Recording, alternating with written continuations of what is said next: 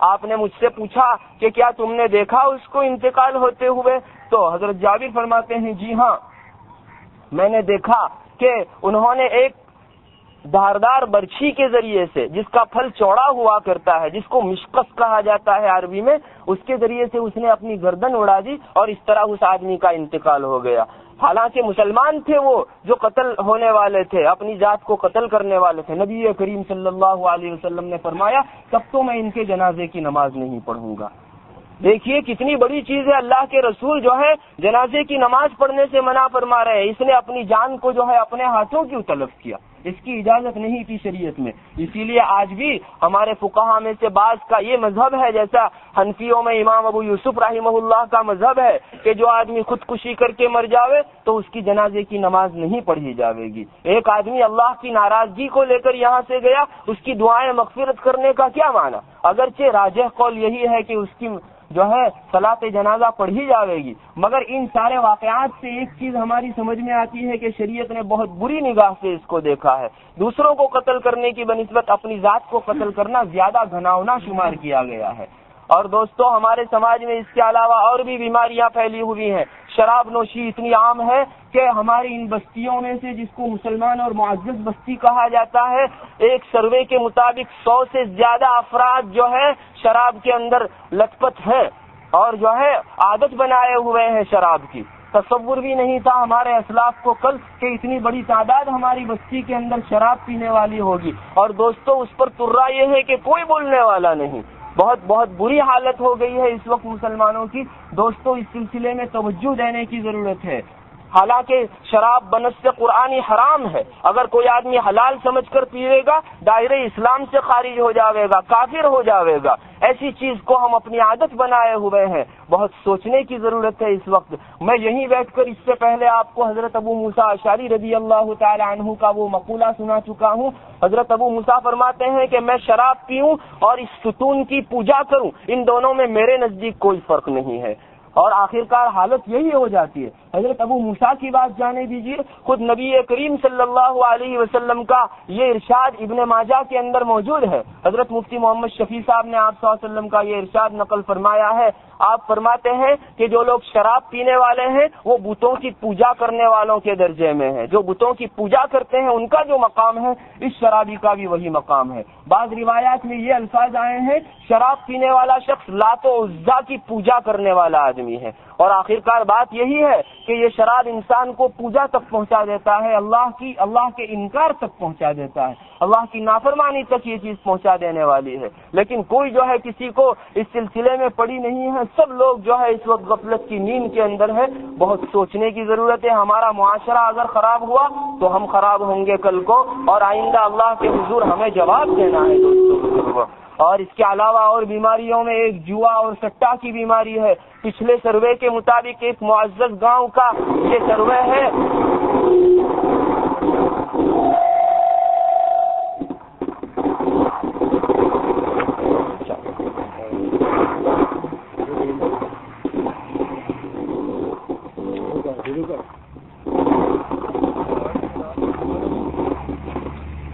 پچھلے معزز گاؤں کا ایک سروے ہے، اس کے مطابق یومی یا ایک دن میں 30 سے 40 ہزار روپیوں کا سٹا کھیلا جاتا ہے۔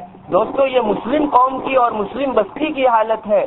کل کو ہمارے اسلاف کو اس کا تصور بھی نہیں تھا۔ اور دوستو اس سے بڑی چیز یہ ہو گئی کہ لوگوں کے درمیان میں جب اس جوئے اور سٹے کا کوئی لیڈر مقرر کرنے کے لیے لوگوں کی نظر انتخاب پڑتی ہے تو ہماری بستی کے ایک آدمی کو جو ہے جوا اور سٹے کا انچارج مقرر کیا جاتا ہے۔ دوستو ڈوب مرنے کی بات ہے مسلمانوں کے لیے۔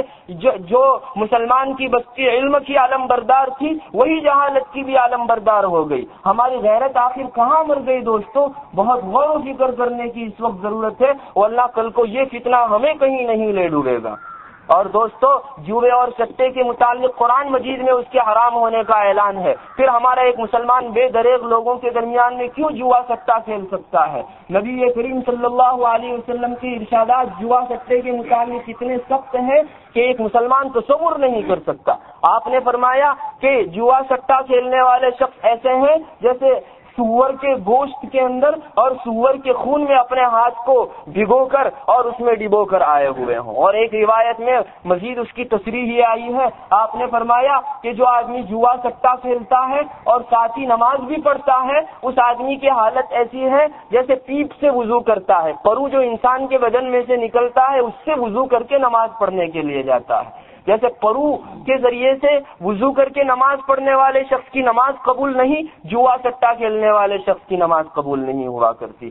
کتنی سنگین وعیدیں ہیں, لیکن مسلمان ہے کہ اس کو کرتا چلا جا رہا ہے. اس کے علاوہ اور بھی دسیوں بیماریاں ہیں. چنانچہ موبائل کے اوپر نوجوانوں کا لوگوں کی بیٹیوں کی چھیڑخانی کرنا اور ایک دوسرے کی جو ہے اس طرح کی چھیڑخانی کرنا جس کے ذریعے سے سماج کا ایک وقار اور شرف پامال ہو جاتا ہے, یہ ہم مسلمانوں کے کرتوت ہیں. دوستو, ان غیروں کے ساتھ تعلقات اس وقت بھی ویسے ہی ہیں جیسے آج سے 4 سال پہلے تھے.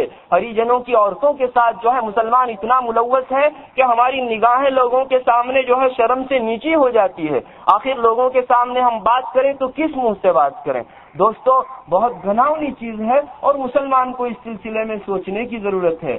پھر بات یہ تھی کہ یہ گناہ بڑھتے گئے اور ہمارا روکنا کم ہوتا گیا یا بالکل ہی ختم ہو گیا. حالانکہ جو قوم کے ذمہ داران ہیں ان کو اس سلسلے میں کوشش کرنی چاہیے. حضرت حذیفہ رضی اللہ تعالی عنہ کا وہ ارشاد اس وقت میں آپ کے سامنے بیان کرنا کافی سمجھتا ہوں. حضرت حذیفہ نبی کریم صلی اللہ علیہ وسلم کا ارشاد نقل فرماتے ہیں, آپ علیہ الصلوۃ والسلام نے فرمایا, اس ذات کی قسم جس کے قبضہ قدرت میں میری جان ہے, تم لوگ بھلائیوں کا حکم کرتے رہنا اور برائیوں سے لوگوں کو روکتے رہنا. اگر ایسا نہیں کرو گے تو کل کو ایک وقت وہ آئے گا کہ اللہ اپنے پاس سے تم سب لوگوں کے اوپر عذاب بھیجے گا, پھر تم لاکھ دعا کرو گے تمہاری دعا بھی قبول نہیں کی جائے گی. حضرت ابو سعید خدری رضی اللہ تعالی عنہ کی یہ حدیث سے فرمایا کہ لوگوں کے درمیان میں پھیلنے والی برائی جو ہے اس کا علم جب تم کو ہو تو لوگوں کی ہیبت, لوگوں کا ڈر تم کو اس خرابی کے لوگوں کے سامنے لانے سے نہ روکے. حضرت ابو سعید خدری کی آنکھوں سے آنسو آ گئے, رونے لگے. فرمایا اس وقت ماحول ایسا ہو گیا کہ لوگ برائیوں میں مبتلا ہے اور ہم جو ہے ہم اپنی کمزوری کی وجہ سے اب اس برائی سے روک نہیں سکتے. کم سے کم کسی مسلمان کے دل میں, ذمہ داروں کے دل میں اتنا بھی تو احساس ہو کہ وہ 2-4 آنسو اس لیے ٹپکا لیا کرے کہ ہمارے سماج میں چلنے والی برائی کے سلسلے میں روکنے کا کوئی کام نہیں کر پا رہا ہوں. اے اللہ تو مجھے ہمت دے, تو مجھے حوصلہ دے. لیکن یہ بات بھی رخصت ہو گئی ہمارے دلوں سے. اور دوستو, عوام نے گویا خواص سے اپنا تعلق خود کاٹا ہے. میں نے بہت غور کیا, یہ وجہ سمجھ میں آئی کہ ہم عوام ہی لوگوں کا جو ہے کرتوت ہے اور ہمارے عوام ہی کی ظلم کی یہ پاداش ہے کہ علماء اس وقت لوگوں کے سامنے کچھ بولنے کے لیے تیار نہیں ہے.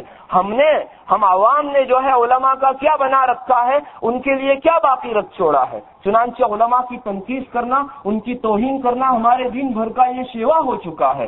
دوستو, کہیں بھی 2-4 عامی جمع ہو گئے اور ایک عالم کی برائی شروع ہو گئی, اس پر بے لاگ تبصرے شروع ہو گئے. یہ امت مسلمہ کے عوام کا کام تھا. دوستو بزرگوں, ایک مسلمان کی شان نہیں چل جائے کہ ایک عامی اس طرح سے جو ہے ایک عالم کے سلسلے میں بے تحاشا گفتگو کرنے لگے. شریعت ہرگز اس کی اجازت نہیں دیتی, اور جو لوگ ایسا کر رہے ہیں ان کو اپنی عاقبت کی عافیت منا لینا چاہیے. ہمارے فقہا نے اور علماء نے, بلکہ نبی کریم صلی اللہ علیہ وسلم نے اس سلسلے میں بہت سخت ارشادات جو ہے ارشاد فرمائے ہیں. چنانچہ علماء نے لکھا ہے کہ جو آدمی عالم کی تنقید و توہین کرتا ہے, ان کی غیبت کرتا ہے, تو اس آدمی کا خاتمہ برا ہوگا. اور میں نہیں کہتا, نبی کریم صلی اللہ علیہ وسلم کے ارشادات میں اس کا جو ہے سراغ ہمیں ملتا ہے. بخاری شریف کی روایت ہے, حضرت ابو ہریرہ رضی اللہ تعالی عنہ فرماتے ہیں, حدیث قدسی ہے, باری تعالیٰ فرماتے ہیں کہ جس نے میرے کسی ولی کو تکلیف دی تو میں اس کو اعلان جنگ دیتا ہوں. اللہ کی طرف سے یہ اعلان ہے کہ میری طرف سے وہ اعلان جنگ قبول کر لے. امام ابو حنیفہ اور امام شافعی رحمہم اللہ وغیرہ کے حوالے سے جو ہے خطیب بغدادی نے یہ لکھا ہے کہ اگر کوئی فقیہ جس کو فقہ کے مسئلے معلوم ہو, احکام معلوم ہو, اللہ نے جس کو اپنا علم دیا ہو, وہ اگر ولی نہیں تو دنیا میں کوئی ولی نہیں. پتہ چلا کہ اس حدیث میں عالم کی توہین کرنے کے سلسلے میں بتایا گیا ہے۔ اور بھی ایک حدیث حضرت عبداللہ ابن عباس رضی اللہ تعالی عنہما کا ارشاد ہے، وہ فرماتے ہیں کہ جس نے کسی فقیہ کو تکلیف دی، کسی عالم کو تکلیف دی، اس نے رسول اللہ صلی اللہ علیہ وسلم کو تکلیف دی، اور جس نے رسول کو تکلیف دی اس نے اللہ عز و جل کو تکلیف دی۔ اور ابن عساکر کا ایک مقولہ ہماری کتابوں میں بہت ملتا ہے۔ ابن عساکر اپنے کسی خاص قریبی شخص سے نصیحت کرتے ہوئے ایک موقع کے اوپر فرما رہے تھے، اے میرے بھائی، اللہ مجھے اور تم کو اپنی